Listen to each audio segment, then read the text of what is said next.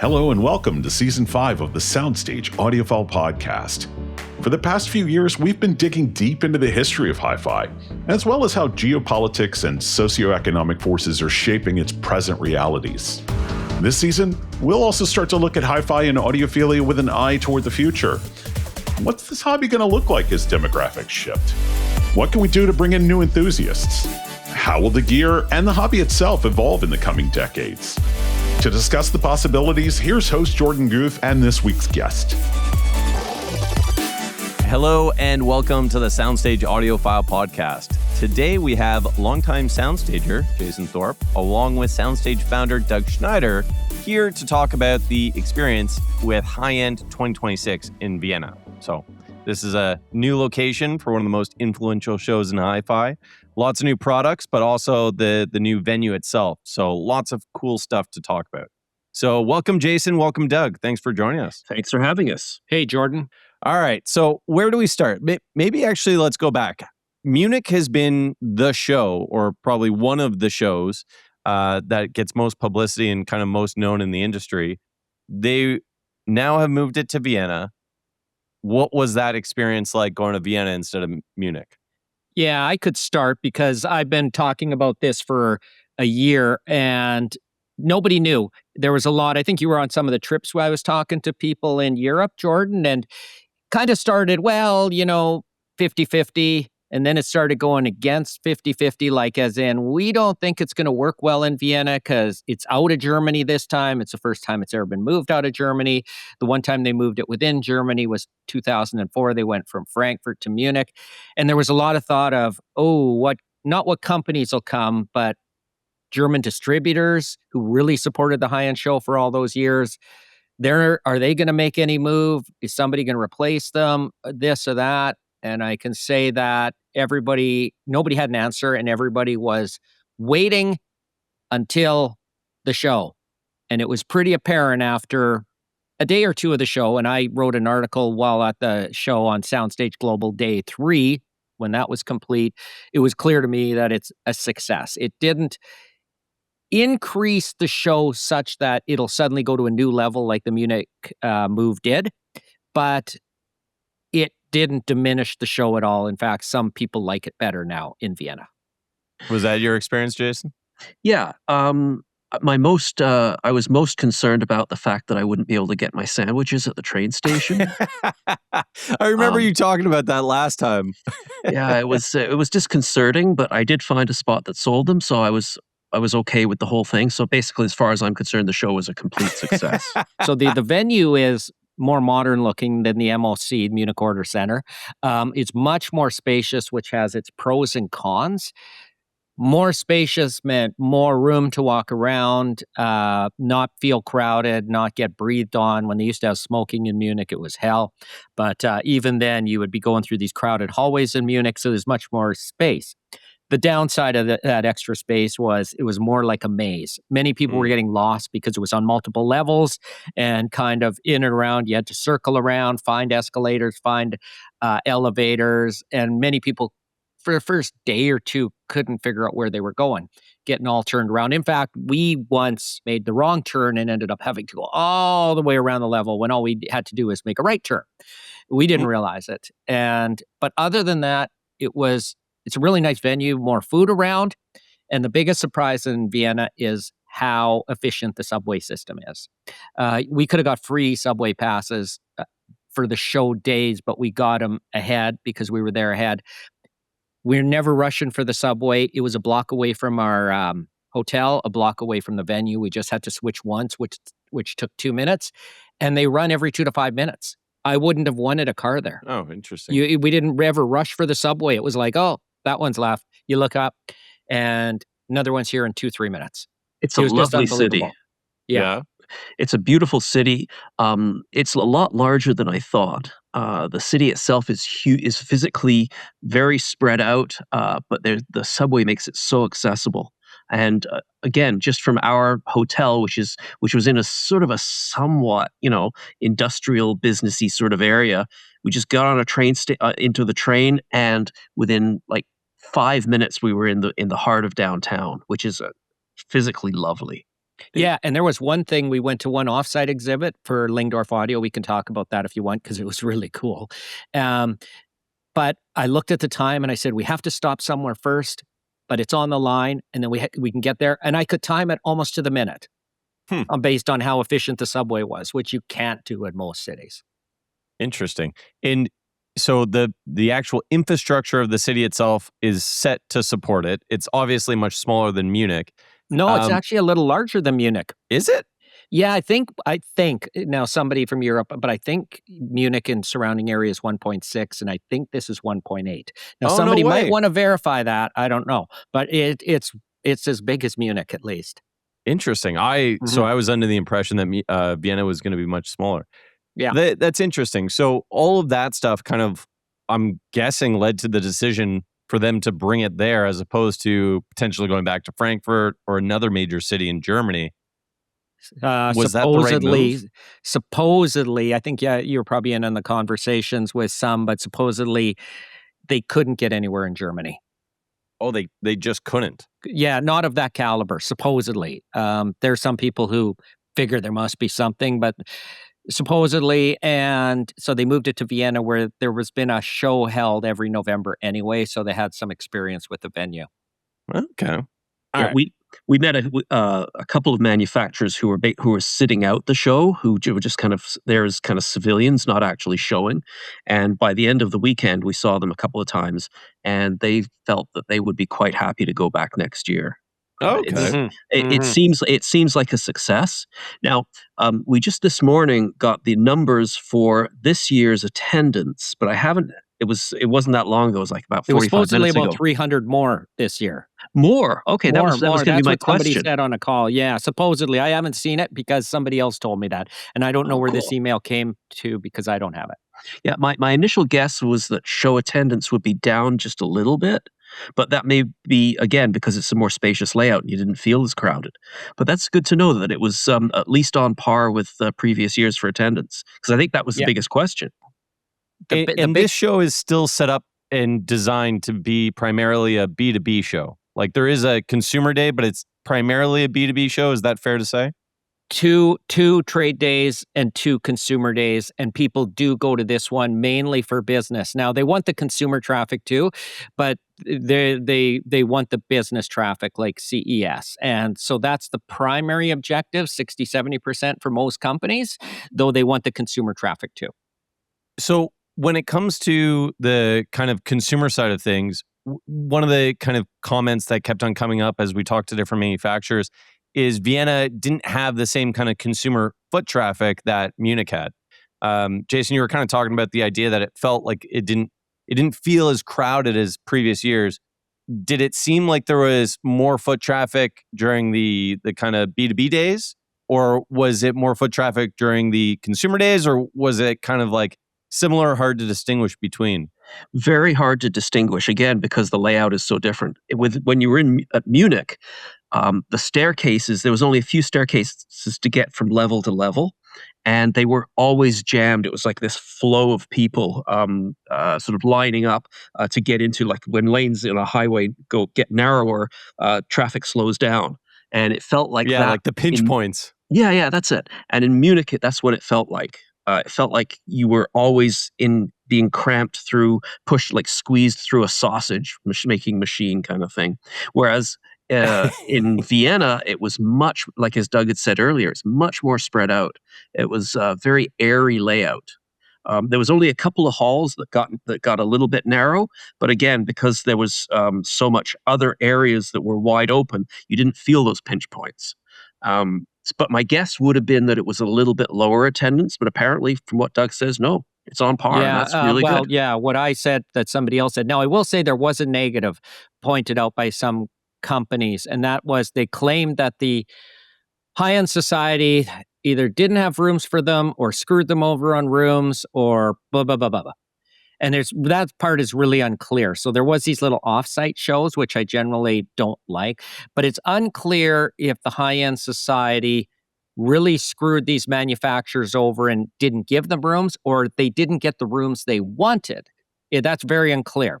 But that's been loud and clear that it only shows you that the show's really popular because the companies wanted to be there. And so high-end society I put online when people were, that's not fair that these things, I'm like, they're not running a charity and they're running a business. And they took a big risk because a lot of people didn't know Vienna was going to work out or not. And it did. And I imagine they'll have a lot more confidence next year. Yeah. Now, there seemed like there was more than sufficient space to be putting up more rooms, especially if they could sort of prefab them, which I imagine they could. There were a large number of open areas where it seemed like they could have shoehorned in more exhibitors. Yeah. Well, and that's kind of one of the questions. I've been talking to different manufacturers, and some of them were kind of saying what you just mentioned, Doug, where like they got rooms, but they were very early in kind of putting their names down and saying that we're gonna be there. Whereas it seems like some of the manufacturers that maybe waited till the last minute to see what everyone else was doing, maybe didn't get their either first room choice or no room at all. But I guess one of the questions that I have would be, were the rooms that were there, were they better than the things in Munich? Like, were they either more kind of properly spaced out, less noise bleed, better layout so that you can actually set up speakers in a more ideal space?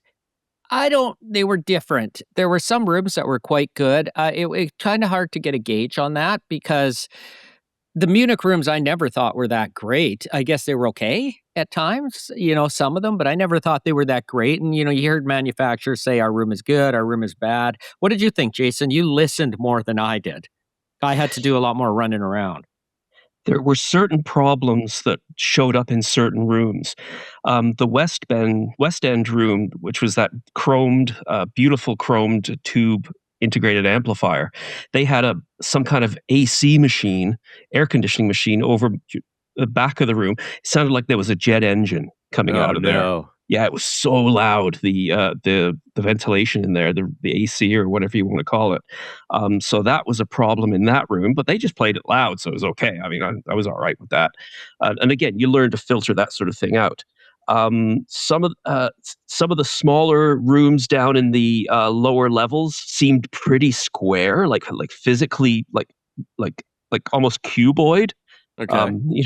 Like 8 feet by 8 feet by 8 feet, which isn't really the best thing for sound. And other ones were square but larger, but again, still no good for sound. And there was another one where they had full tube, the audio research room, where they had a ton of tube gear in there, and it was roasting hot, and they had to have all the windows wide open, and they got really good sound despite that, but having the windows wide open didn't really help with the sound because you couldn't really pressurize it.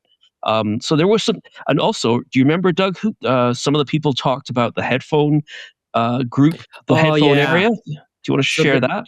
Yeah, so there's these hall areas, and they had that in Munich, and Munich had like 4 halls, all just one beside the other on the same level on a concrete. So here they were kind of 2 were on the same level, kind of beside each other, and then you walked up some stairs to 2 others that were on 2 different levels. And one of the complaints was the headphone area, they have this world of headphones thing going on, was on a level with concrete floor. But one of the audio halls was on a level that had a sprung floor. Okay, like a so you get all the reverberations boom, and stuff. boom, boom, Yeah. and they're like, and that was an oversight, and I bet they're going to change it next year. They should have just swapped the headphone people and the loudspeaker people between the 2 halls. So that was something I think somebody probably didn't think about. Right. Yeah. And the sprung floors were really sprung. Like you could stomp your foot and you could like a kind drum. of feel it. Kind of, they're almost like a timpani kind of thing. Yeah, it's kind of a platform floor that they build up, So with all of that being said, was there any standout rooms that just sounded amazing that you were kind of blown away with right off the bat? Jason liked that Core Audio research room, right, Jason? That sounded excellent. I was speaking to Valerio Cora, who's the owner of Audio Research and Acora Speakers, and he said that was the one that had with all the tube gear, and they had to have the windows wide open, and it was also a square room. And he said he's quite deadpan in the way when he talks. Nothing seems to really fluster him. But from what he said they had to fight it all week. He says they started setting up on the Monday. And he said that inch by inch, moving speakers. Eventually, he says it took him a ton of time to overcome the difficulties of the room. But that said, once I sat down and had a good listen, it sounded fantastic. So I guess overcoming adversity. Yes. So that was an excellent room. The Wilson Benesh room was fantastic also. That had that funky turntable. Oh yeah, it's just like a flying saucer. It was the craziest thing I've ever seen. That's a fascinating turntable. It's a direct drive, but with direct drive, you usually have the motor right in the center, right underneath the spindle. The spindle, the center of the turntable. But they had it all the way around the outside of the perimeter. So it's like a giant motor with like coils all the way around the perimeter with magnets above it in the platter. And it looked like something out of Blade Runner. Oh, interesting. Yeah, it was a very, very cool looking turntable. It sounded amazing. It's on the Soundstage Global site. He wrote an article about it. Soundstageglobal.com. Oh, there we go. And you said that was with Wilson Speakers. So was Wilson that Benesh? No, Wilson Benesh is the company. Oh, okay. Sorry, I apologize. That's the sort of like the Formula One racing team of audio. They've been working with carbon fiber since forever, and they actually do build a lot of their own stuff, and they lay their own carbon fiber rather than just buying sheets of it. It's quite a high tech company. It's very impressive. Interesting. Yeah, I didn't get to listen to that much. I just breezed by. But I will say this. I don't go to these shows to listen. I go there to find new products. And, if companies are really banking, like if somebody wants a killer room, go to the Warsaw show. They've got like these 2 media rooms. I remember Brent Butterworth was with me that year, and Sonus Faber was introducing the AIDA too. And he's like, this is the first time I've been to a show, as Brent said to me. And it's killer sounding in here. And we found out, the speaker's excellent, but the room itself is treated for video production and filming. So they have symmetrical sound treatment on the walls. It's a great room, period. It's better than most home rooms. Okay. And I think they got 2 or 3 of them in the Warsaw Stadium. And if you can get those rooms, you've got a killer room that you could actually do something with your stereo. But most of the times you're setting up a stereo in a room, in a hotel room or a hall or whatever, regardless of the show. It's not going to sound great. So if that's your sole purpose to go there to wow everybody, you're betting against yourself. Uphill battle. Oh, totally. And it's very hard. You can't judge a stereo any component from a show. Generally, it sounds good at best and absolutely miserable at worst. But you have to look past that. You have to kind of sort of use your not your imagination, but you have to sort of extrapolate from what you're seeing to what you think it's going to end up like when you get it in house. Yeah, and the truth is, that's the thing. So Jason saw this. To all companies who listen, I wasn't just rude to one company, I was rude to everybody. They would come to our hour-long demo of our new speaker. No thanks, because I can go to about 9 rooms in an hour if I really need to, and I'm not going to sit through your canned demo for an hour. And if you want the product reviewed, we're happy to take it on. And so we need to rush through that show to see everything, to get the time. And if we were sitting in everybody's hour-long demo, we would never get through 5% of it. Do you think you made a big dent in actually visiting a lot of the rooms that were there? We saw everything there. We saw everything. We made sure on the 4th day, and we'll get to that. We made sure on the 4th day, I said, Jason, let's start off by walking everything, just to make sure we haven't missed anything we should have. And sure enough, right at the end, we missed something, and it was killer. Boy, did we ever. What'd you miss? So, iFi, the company that makes those little tiny DAC cigarette things. package products and stuff like that, they started as a company called Abingdon Music Research, AMR, making kind of biggish stereo components, hi-fi components with some unique technologies, old DAC, like Philips DACs from the chips from the 2000s and 90s, tubes, that sort of thing. And then they kind of sidelined that and created hi-fi audio and obviously sell a bazillion miniature DACs and stuff like that. Well, they've brought back AMR, and I'd heard that they brought back AMR, and I was supposed to go see the booth and I forgot. And Jason and I were walking down the hall 4 of 4, I think. No, 5. And the very last aisle, and I said, "Holy shit, looking in that window, Jason, what's that?" And he's like, "Whoa, these are out of this world looking products, not just outside, but inside, and the amps are humongous. The preamp and DAC with a screen that goes up on the DAC, they look out of this world." The thing that grabbed us as we walked by was the DAC and preamp sitting in the window of this room, because it was one of those prefab rooms in one of the hi-fi bazaar type areas, and they had a window into the room, and these preamp and DAC were sitting there with the tops off, so you could see the circuit boards, and it looked like it was made by aliens. Yeah. Oh, unlike anything you've seen. Like just ridiculously detailed, everything like gold plated, and the little things that you can identify for signaling out of the solar system, tubes with sort of like a architecture going over the top of them to do something. But it was immediately obvious that this was a level of construction unlike anything either of us had ever seen. Yeah, and they've got so the design. So it's hi-fi guys. Abington Music Research is really, I guess, kind of the parent behind hi-fi. I don't know how that works, but it's the same company. And then, so there's a legendary American designer named John Curl. Okay. He's responsible for a lot of iconic American hi-fi products. He lives in California, and ironically, about 8 years ago, I was at Rocky Mountain Audio Fest, and I'm looking over in the coffee shop, and I say, "What is John Curl talking to the hi-fi guys about?"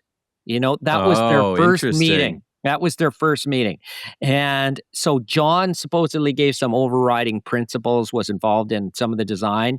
And then the other 2 designers, one of them is an Australian, I believe, who now lives in England, some circuit designer, and another guy was from the Ukraine, now living in England. And when we went into the room, that when we passed by, he was blasting Metallica, like just blasting it right through the Martin speakers that were in there. But I'll tell you, in terms of that ultra bespoke thing, these are wow. I'm just looking at the article on Soundstage Global right now, and the crazy it's the Luna Medi that I'm checking out. It almost looks like a 60s front end of a car, or like stereo. Like it has a very neat aesthetic. The alien side of things, I could definitely see that, and even like the LED, like the I guess it's just saying the name, but like the dot pixel LEDs. That looks so cool. And it's not just sort of fluff built for show. I spent some time talking to one of their marketing guys, and he was explaining to me that there's a lot of stuff going on in there. Specifically, the one that really grabbed me was the amplifiers. They're using a 4-phase transistors, which means that when a signal comes through the transistor to the speaker, from the transistor to the speaker, most amplifiers just do a push. They push the positive, and then there's not a lot of pull back. The speaker is sort of allowed to come back by itself, and as the damping factor of the amplifier controls how well it sort of lets it come back. So it's mostly just a push factor, whereas what they're doing is 4-phase. So there's an equal amount of push and pull to control the speaker on both the positive and the negative, the forward and the back phase. So from what they said, I don't know. Again, I haven't delved into their tech very much, but it sounds like there's a lot going on. And I mean, there should be, because the amp's physically huge with an equivalently sized power supply. So hoping there's lots of stuff going on in there. And purportedly made in England. Oh, no way. Yeah, right down the street from Lawrence Dickey, right? Is that the one? No, that's another company. No, this is in Southport, England. Oh, okay. Interesting. So would that you were be with both us in Southport? You were with us in Southport, right? Southport or Southend When we on went Sea? to Liverpool? When we went to Liverpool. Oh, Or was I that don't Jeremy on remember. that trip? I don't remember. We've been to England many times. With the big Ferris wheel beside the hotel.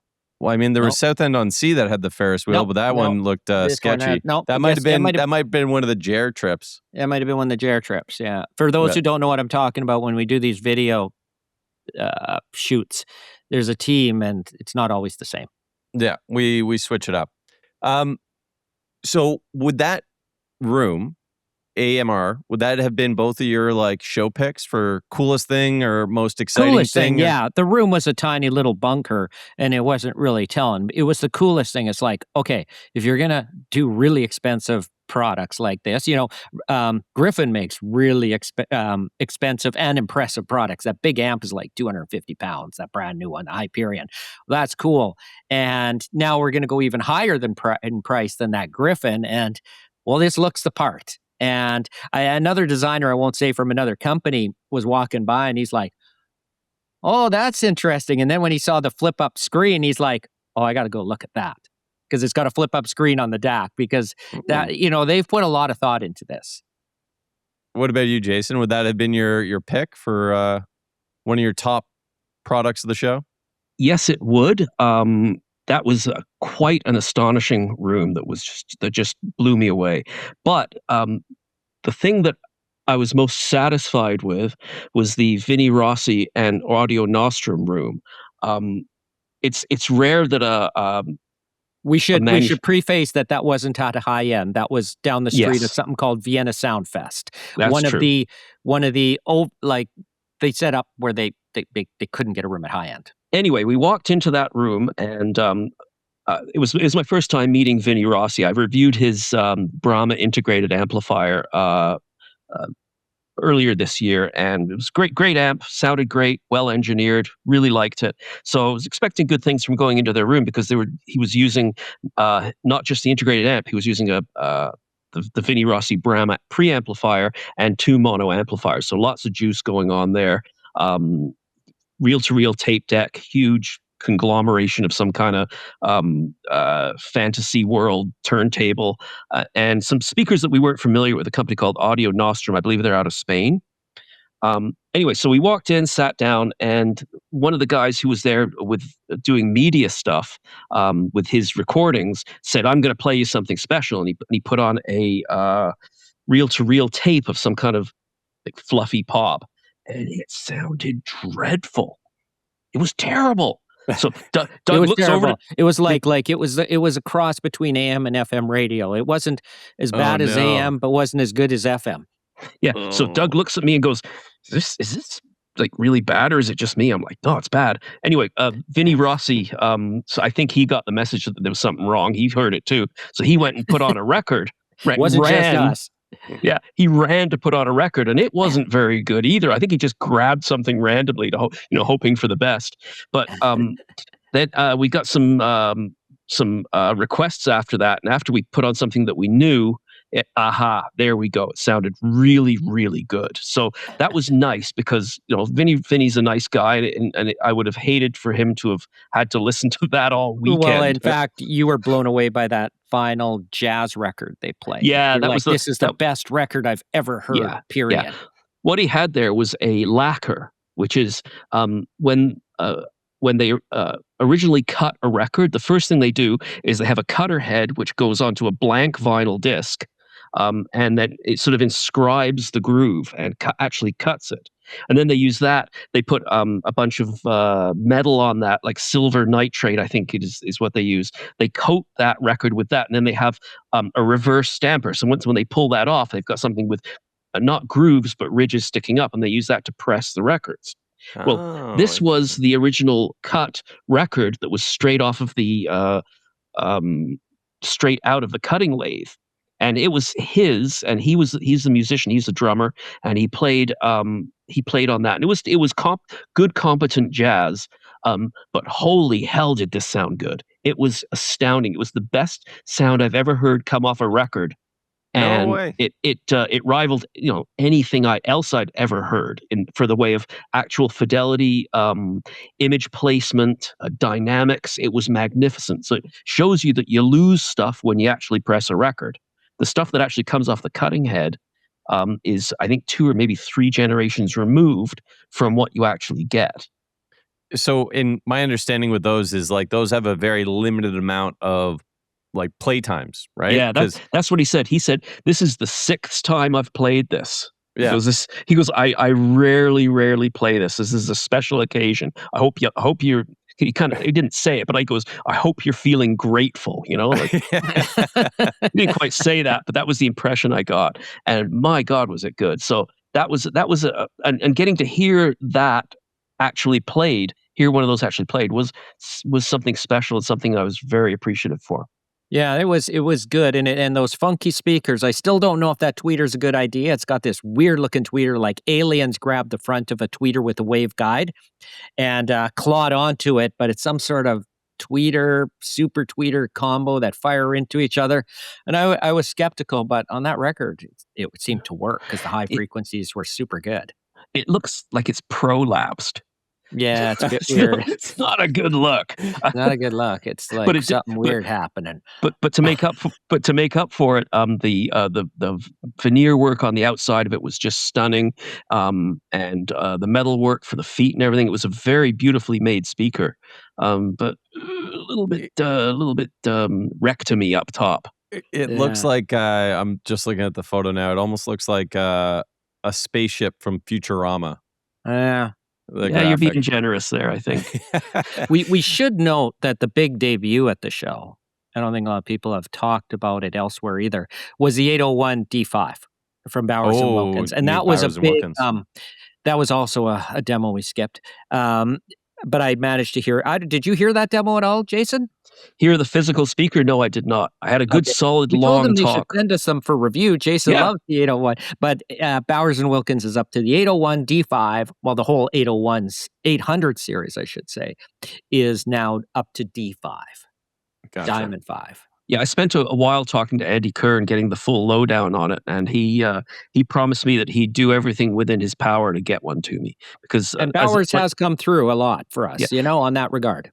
Yeah, like he said he was very happy with the review I did, and I did a number of in-depth articles on both the 801 and the 805, and I think they really liked that. And I was happy to do it because they're magnificent sounding speakers, possibly the best ones I've ever had in my system. Interesting.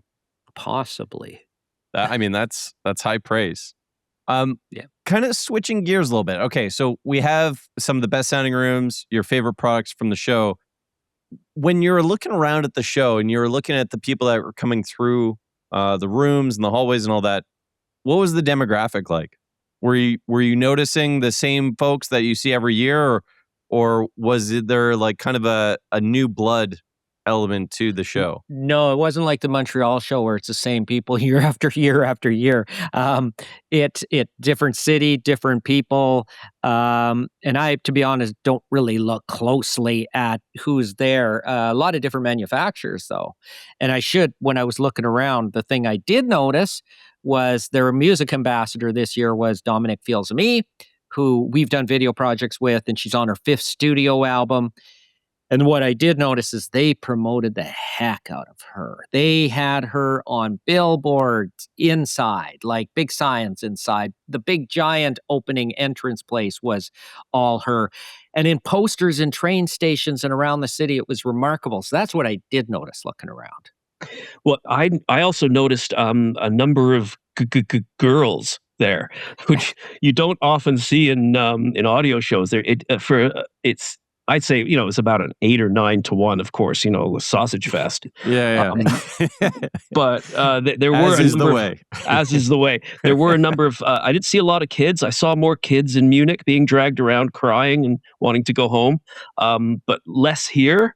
But it did seem like on the consumer days, like there were a number of couples there shopping for stuff.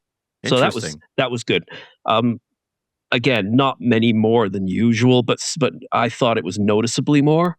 Interesting. And where you get a lot more of that is actually Warsaw. You see, where you get the younger demographic, families too. You see in Warsaw, it's remarkable. Interesting. Yeah. Something I saw that neither Doug or I liked was, as you're going in and out of the show, walking towards the subway, there were people handing out flyers. Oh yeah, like flyers for manufacturers. Yeah. Well, I figured out, for manufacturers, and I figured out they were for the offsite. We should define there was several offsite locations. One of them I don't blame. Dali, they didn't have a show offsite. They just chose to, for 2 days, set up in a nearby hotel and invite people who wanted to see in business, and then hauled off after Friday. But for people who didn't get rooms or didn't want to be there or didn't want to pay the cost of high end, there were, I guess, 3 shows, because somebody said there was this Hi-Fi Deluxe thing. And there was this other thing where Aries Surratt was at. Starts with an X, exclusive or something. Anyway, they were handing them out for those things. And they were kind of like walking down the street in Vegas where they're I was going to say cards. the snapping the cards. They weren't snapping them, but they were shoving. Like, they were like, hey, take this, And I was like, I'm pretty easy going on that stuff, but I was getting a little annoyed. Like, no. And it seemed somewhat counterproductive to me, because we use the air. We're picking on Aries Surratt here. Sorry, guys.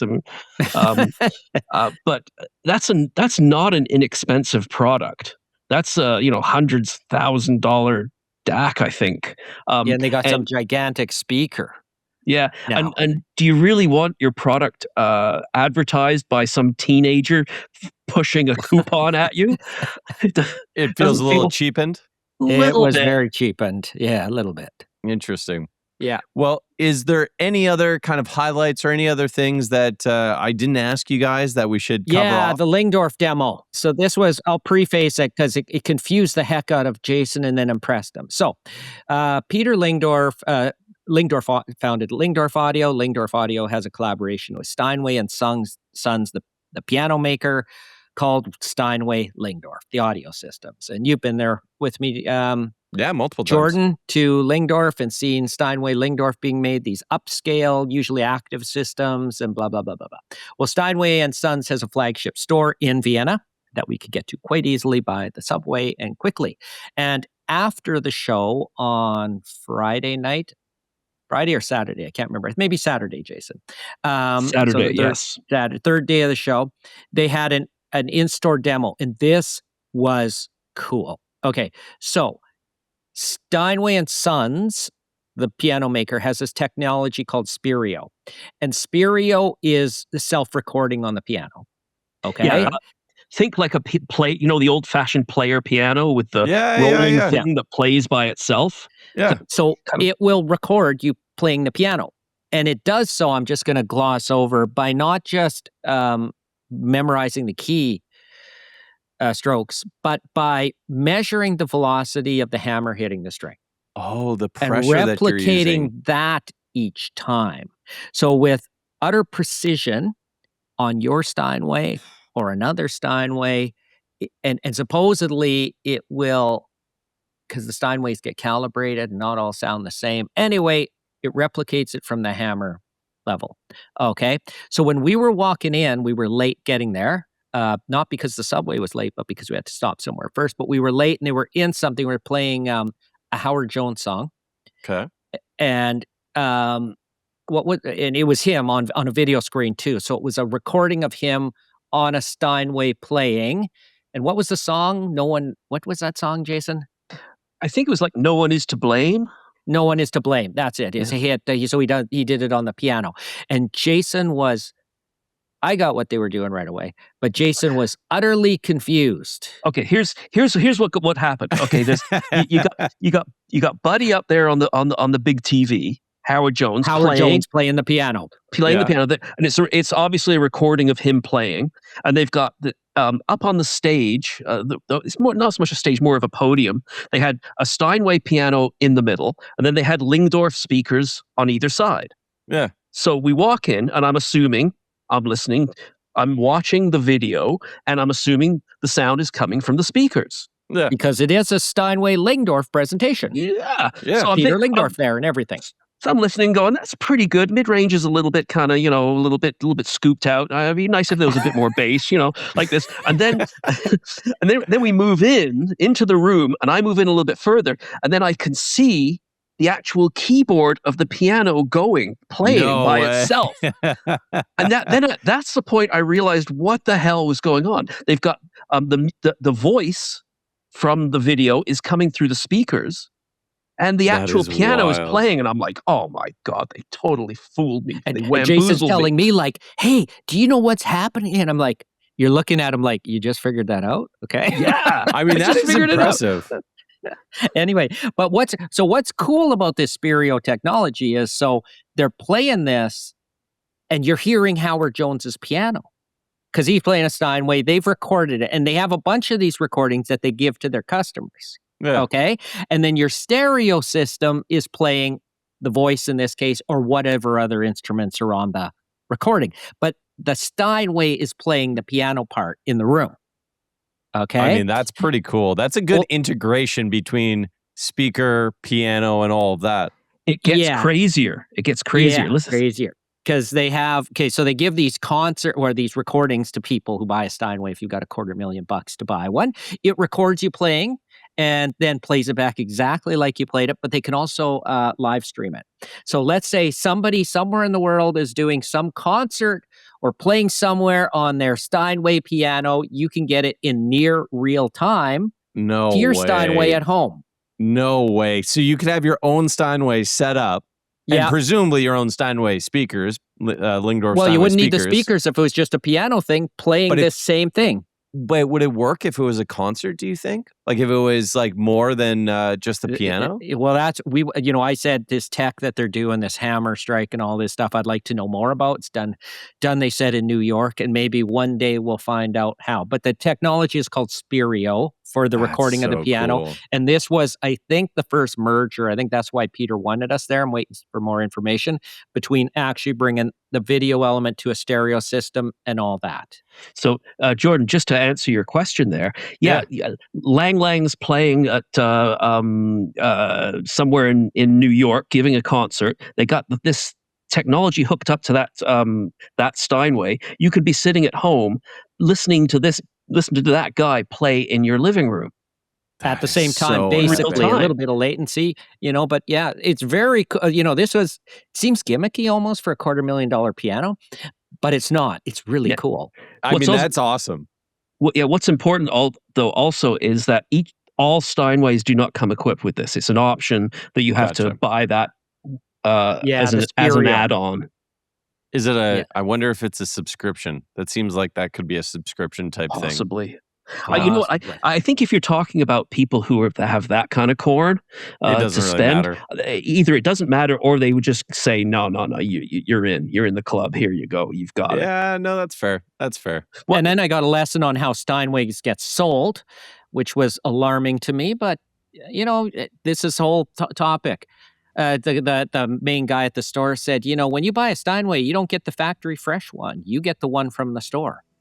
Because that's the one. Yeah. Unlike most luxury products in the box, they want them broken in. They want them tuned. Imagine you could get one from the factory, but they want them as they heard it. Yeah. Apparently, the ones that are most sought after are the rentals. Like they rent out a Steinway for a year or two to somebody who wants a Steinway in their house, but they don't want to buy it. When they're returned, those are the ones that are most sought after because they're already completely broken in and stable. Yeah, this is like, how they talk about audio break-in, which is the way most audiophiles talk about is bullshit. There is an element to break into things, right? But this, I guess, is real in pianos, and like a Rolex, I guess a Steinway goes up in value. There you go. Very cool. All right, so to close this off, Both of you have been on this podcast enough times and have given me enough music to listen to for years and years. But let's switch up this question. So, you guys had long flights, I'm assuming. Was there any music that you listened to on the flight, on the way home, let's say, that you're like, oh, I can't wait to listen to this on one of the products I saw at the show? No, because I was so tired I slept. These things are cumulative exhaustion. You go there with all intentions to get enough sleep, and you get cumulative exhaustion. You can never sleep in. You never get to bed as when you went. You hit that plane and it starts rumbling, and you're out. The one album, just to, I'm not, yeah, I'm with Doug. Yeah, no. But the album I've been listening to most over the last little while is the group Yes. Yeah. And their album Drama, which is a very interesting album because it's their first one without Rick Wakeman and without John Anderson, who are the two of the voices of Yes. It was their first album where I think it was the first one where they collaborated with the group the Buggles, which is some weird ass pop group. Video Killed the Radio Star. Yeah, that group. Video Killed. Yeah. Yeah, and that's to me that's a magnificent. It's an album I've asked Doug to listen to, but I know he's not going to. But yeah, that's been playing in my head for since I got back, and I don't know why because I did not hear it there. Oh, interesting. Yeah, I'm going to add that to my playlist and get that going. I haven't heard Yes in a while now, so that'll be a fun one. But I will add this. So Jason and I laughed at me because on the way up, for some reason I pushed on The Bodyguard, with Kevin Costner or Whitney Houston. And then I thought, I got time. Does this movie hold up? I don't know if it really holds up, okay? I don't know. It's kind of hokey, but it's okay. But I'll tell you, Whitney Houston could really sing, like authentically, before auto-tune, before all that. And an interesting tidbit from the Whitney documentary I watched. I hope that they didn't mess around when David Foster, I think, produced the big hit, I'll Always Love You, which was the Dolly Parton. And he wasn't finished before whoever owned the record company grabbed the DAT. And the DAT he was running around with, kind of unfinished. And it's amazing sounding, actually, for its time. And, well, not for its time, there's a lot of old stuff, but it's amazing sounding. And that's actually what made it to the album. He never allowed it to be fully produced by Foster. Yeah, fully produced by Foster. Oh, that's a good one. But she could if I could track that down. Well, yeah, any Bodyguard soundtrack should be it. Okay, there you go. And the movie kind of holds up, and that's when Kevin Costner was a big deal. And last thing I want to add in is that Rush is now touring with a new drummer. Yes. And I've been watching videos of that over the last few days, and my God, is she good. Yeah, so we literally, and the episode with Paul Hales is going to air, not obviously this episode, but the next one. And he speaks about the new Rush drummer. He gives a call out to Canada for Rush. And then the female drummer that Paul Hales is a drummer himself, and he was saying it was fantastic. Oh, yeah. I'm not a Rush fan, but I understand their hardcore appeal to many people. And Jason never stops talking about Rush. Good old Canadian. Yep. Thank you, gentlemen. Really appreciate you taking the time. And for everyone else, take care and all the best. Thanks, Jorden. Thanks.